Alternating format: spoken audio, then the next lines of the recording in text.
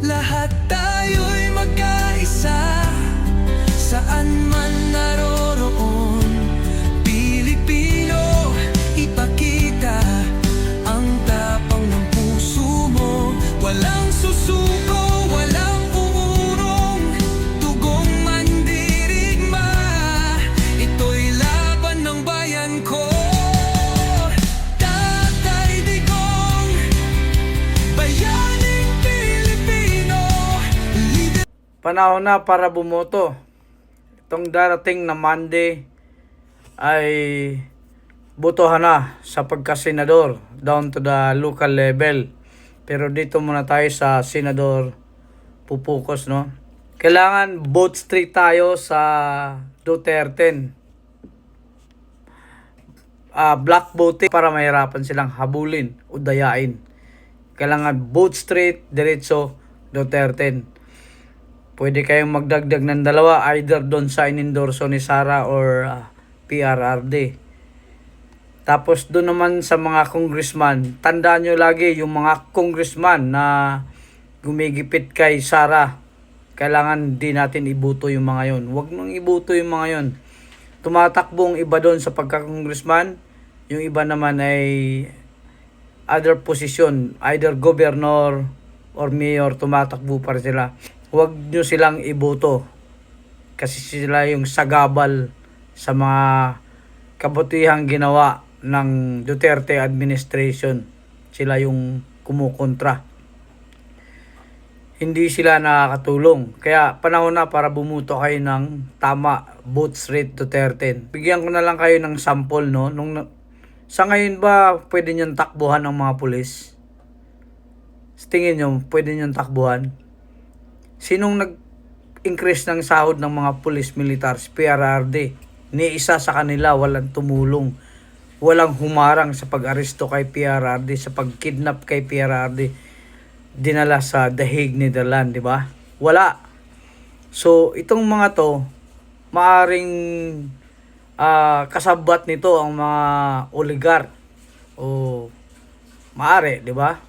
Di natin alam. Pero, alam nilang mali yung ginagawa nila kay PRRD, walang humarang ni isa. So, vote straight. Itong listahan na to, sample ballot na to ng Duterte. Ito yung dala-dala nyo dapat sa presinto pag bumuto kayo. Alalahanin nyo yung ginawa nila kay PRRD. Dinitin nila sa Villamor Air Base. Sinakay sa aeroplano, as in kidnap talaga. Walang humarang ni isang pulis, ni isang militar, di ba? So, tingnan nyo safe pa kayo, safe pa tayo.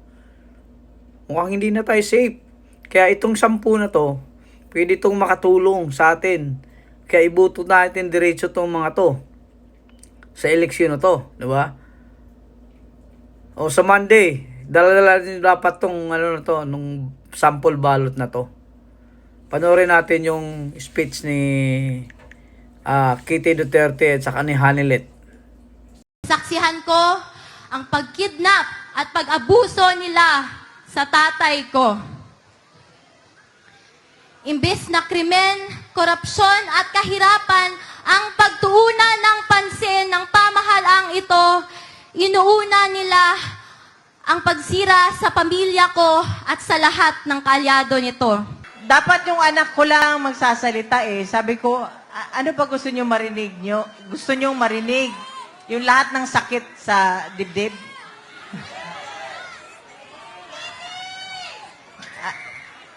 Yung anak ko, baby pa sana, pero napilitan mag-mature. Dahil sa nangyari, hindi naman ho natin maipagkait kung ano ang nangyari. Pero ito ho talaga, sana ho tayo Pilipino, isa-isip, magtanda na tayo. Kung gusto lang ako lumuhod, umiyak dito, magtanda na tayo. Pumili na tayo ng mga taong matino, matapat, at yung magsisilbi sa bayan, hindi pagsasilbihan ang sarili. So, nung nasa loob kami, binisita namin ang papa niya, binili niya talaga. Binili niya talaga, uulitin ulit ito ni Veronica, binili niya suportahan nyo ang Duterte. Kung hindi, kalimutan nyo na lang daw siya. So, yung lahat ng mga sumusuporta, miski sa bahay namin, sa Davao, sa ibang bansa, nakikita ko lahat ng suporta ninyo. Maraming salamat. Alam niyo ba doon sa Netherlands, iba't iba ang tao na pumupunta.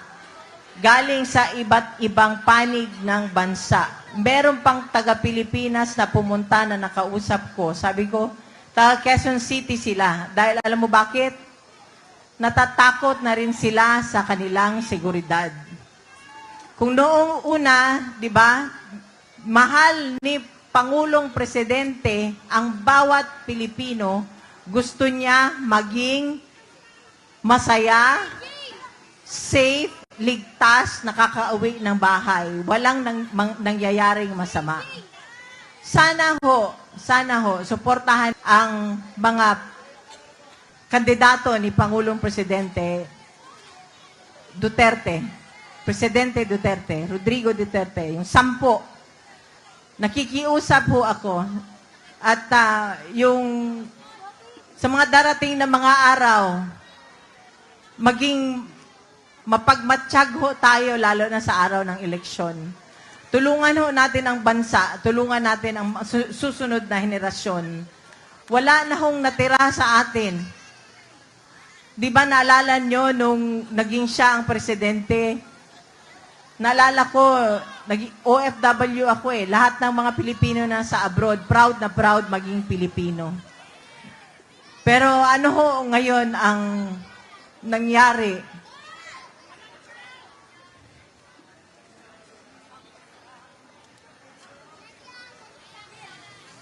Kung kayo ang nasa sitwasyon namin nung nandun kami sa Villamor, parang hanggang ngayon nananaginip pa rin ako.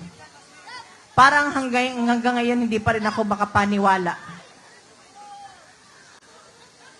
Gusto ko humingi ng tulong, hindi ko alam kung saan. So kaya ngayon, nandito kami, nagsasalita. Humihingi kami ng tulong ninyo. Suportahan nyo ang Duterte.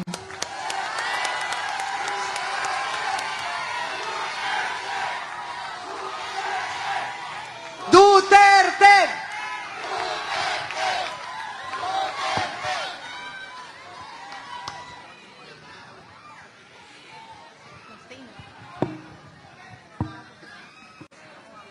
Podium mic, please.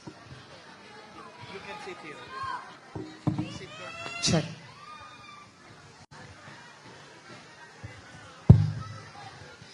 Magandang gabi sa inyong lahat. Ako si Veronica Kitty Duterte, bunsong anak ni Pangulong Rodrigo Roa Duterte. Naaalala niyo po ba, noong panahon ni PRRD, nakakaalis at nakakauwi ng ligtas ang mga anak niyo? Ibalik natin ang ganoong pamamahala sa bansa. Nandito ako ngayon dahil kinuha nila sa amin, sa ating lahat, higit sa lahat, sa akin, ang tatay ko. Noong March 11, 2025, nasaksihan ko ang pagkidnap at pag-abuso nila sa tatay ko. Imbes na krimen, korupsyon at kahirapan ang pagtuunan ng pansin ng pamahalaang ito, inuuna nila ang pagsira sa pamilya ko at sa lahat ng kaalyado nito. Pumili tayo ng matino at matapat sa paglilingkod, kasi kung hindi, kawawa tayong lahat at ang mga susunod na henerasyon. Mahalagang magkaisa tayo sa araw ng eleksyon, May 12, 2025. Suportahan natin ang PDP laban senatorial slate o mas kinikilalang Duterte.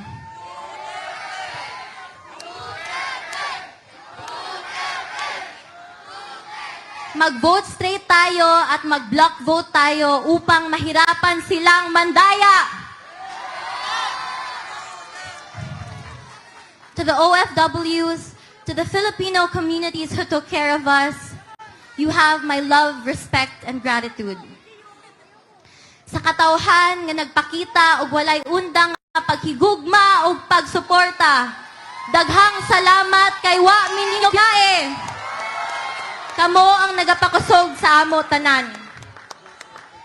May aabot ako na personal na mensahe ng tatay ko sa bawat Pilipino. Sabi niya, I did what I could for my country. And you are all in my heart.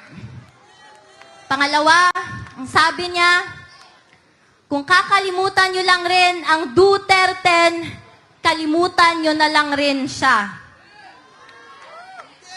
Mga kababayan, huwag nating kalimutan ang bilin ni Tatay Digong. Sa mga kabataan, hinihikayat ko kayong magbantay sa mga boto dahil dito nakasalalay ang kinabukasan nating lahat. Maraming salamat po and God save the Philippines. Iniimbitahan ko... Pilipinas, Duterte pa rin! Duterte!